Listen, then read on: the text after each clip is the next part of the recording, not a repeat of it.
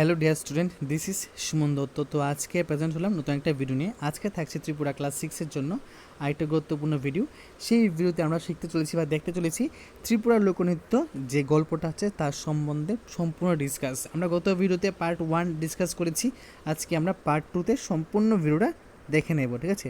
তো অবশ্যই যারা যারা পার্ট 2 দেখছো এখন, তোমরা অবশ্যই পার্ট 1টা দেখে আসবে, কারণ পার্ট 1টা না দেখলে তোমরা কিন্তু পার্ট 2টা কিছুই বুঝবে না, ঠিক আছে?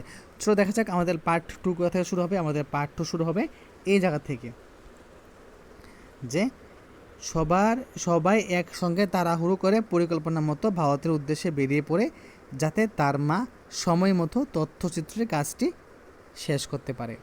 তো এখন এখান থেকে দেখো, অস্মিতার কাছে সব স্বপ্ন বলে মনে হলো, মানে অস্মিতা যে চরিত্র আছে তার কাছে সব কিছু কী মনে হলো, ড্রিম মনে হলো। তারা লন্ডন থেকে ফ্লাইটে করে নয়াদিল্লি পৌঁছায়। কী করেছে?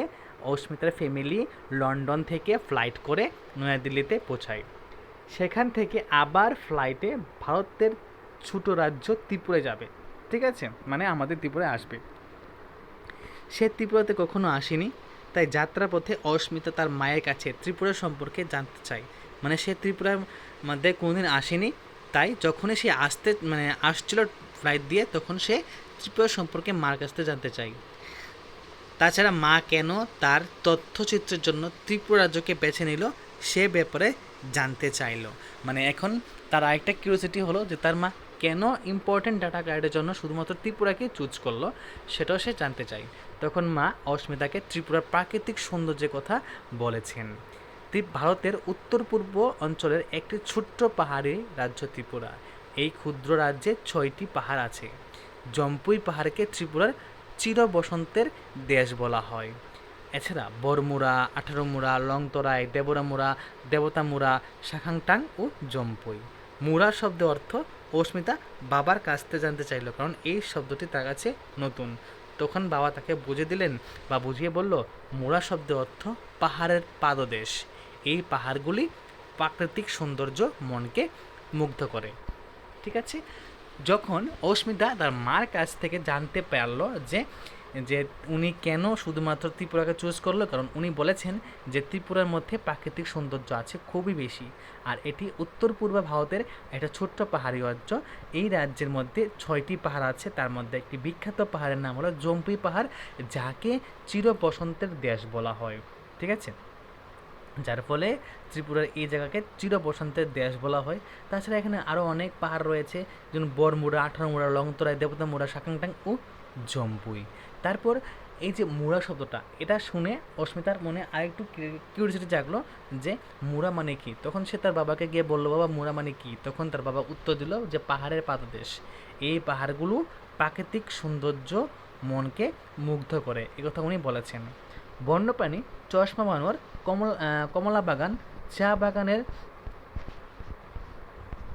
জন্য প্রসিদ্ধ।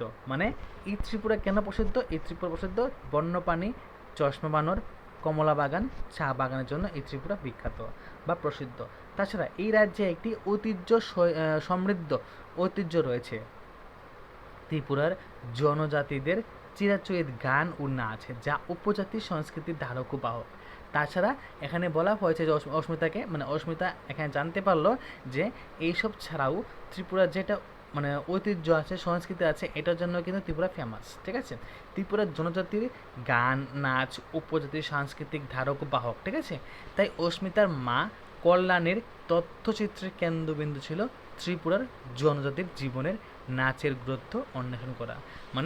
তাই এখন অস্মিতা মা বলছে যে তার জীবনের একমাত্র কেন্দ্রবিন্দু হলো কি, ত্রিপুরার মধ্যে যে জনজাতি আছে তাদের যে নাচগুলো আছে, সেই নাচ এবং গান সেগুলি তিনি ক্যাপচার করবেন তার তথ্যচিত্রে। তার যখন আগরতলার মাটি স্পর্শ করলো, চারদিকে ডাকের বাদ্যি বাজছে শুনতে পায়।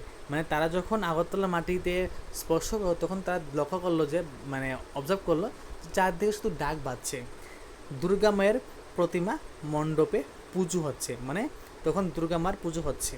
রাজপথের জনডল, রাজপথে অনেক মানুষ। শহরটি আলুর রোশনায় সুসজ্জিত। পুরো রাজ্যই একটি উৎসবের মেজাজ, মানে তখন অস্মিতা দেখলো যে পুরো রাজ্য একটা উৎসবের মেজাজে ঘুরছে, কারণ তখন দুর্গাপূজা চলছিল আর রাজপথে অনেক মানুষ ছিল, শহরটি আলোয় সুসজ্জিত হয়ে উঠেছিল। আগরতলার একটি হোটেলে তারা রেস্ট নিল, মানে আগরতলা একটা হোটেলের মধ্যে তারা রেস্ট নিল। তারপর শহর ছাড়িয়ে তারা চলে গেল গ্রামের পথে। গ্রামটির নাম করবুক। চারপাশে উৎসব মুখরিত পরিবেশ। ওরা মাঝে মাঝে গাড়ি থামিয়ে সেই আনন্দের জোয়ারে বেসেছে। মানে ওই দিন তারা আসে, মানে অস্মিতার ফুল ফ্যামিলি আসে আগরতলায় কোনো একটা হোটেল থাকলো, তারপর তারা শহর ছাড়িয়ে চললো গ্রামের দিকে। গ্রামের নাম হলো কুরবুক। আর এই কুরবুক যাওয়ার পথে অনেক রকমের, মানে অনেকটা জায়গায় প্যান্ডেল তারা দেখে, যেখানে পুজো হচ্ছে, আর সেখানে তারা গাড়ি থামিয়ে আনন্দের জোরে ভেসেছে। তো অস্মিতা দারুণ খুশি। মাণিক্য রাজাদের কথা, রাজপ্রাসাদের গল্প, রবীন্দ্রনাথ ঠাকুরের সঙ্গে ত্রিপুরার সম্পর্ক, নীরমহল প্রভৃতি দেখে সে অভিভূত। মানে অস্মিতা অনেক খুশি, কারণ সে এখানে সে জানতে পারলো যে রবীন্দ্রনাথ ঠাকুরের সঙ্গে ত্রিপুরার সম্পর্ক কী, এখানে মাণিক্য রাজাদের কথা, রাজপ্রাসাদের কথা, ঠিক আছে, নীরমহল প্রভৃতির কথা সে দেখে খুবই খুশি। এবার গিয়ে বন্ধুদের কাছে এই ছবিগুলো দেখাবে, রাজ আমলে ত্রিপুরা সেই গল্প বলবে। বিশ্বকবি রবীন্দ্রনাথ ঠাকুর এখানে 7 বার এসেছিলেন।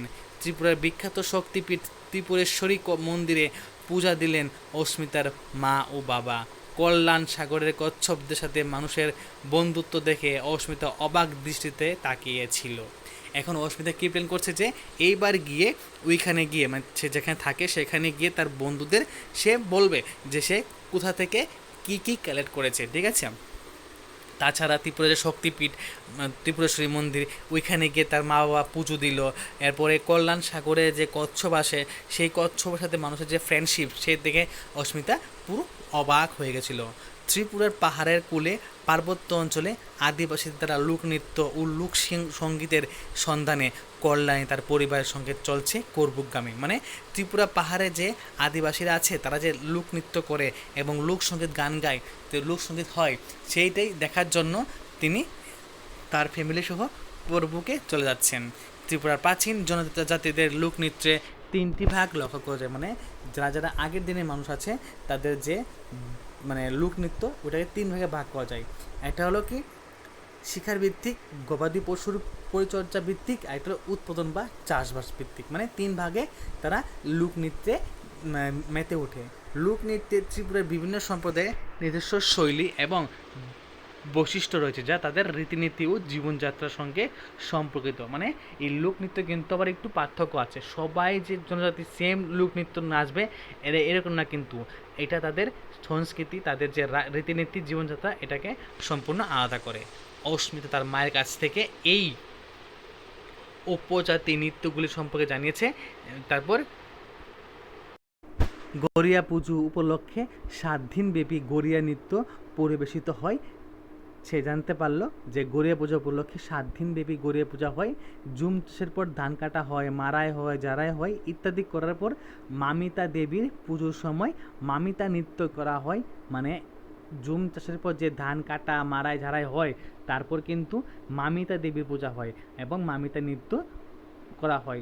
আশ্বিন কার্তিক মাসে জুম খেতে এক ধরনের ছোট পোকা দেখা দেয়। ককবরক ভাষায় এই পোকার নাম লেবাং এবং বুমা, অর্থ হলো লাঠি দিয়ে পোকা তাড়ানো।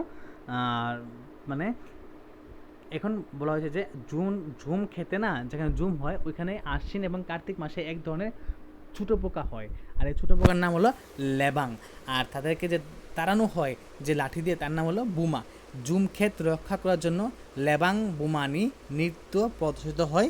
এছাড়া আরও জেনেছিল এখানে বিজু, চেরাও, ওয়ানগালা, গাজন, ধামাইল, রাস উৎসব প্রভৃতি দারুণ উৎসাহে পালিত হয়ে থাকে।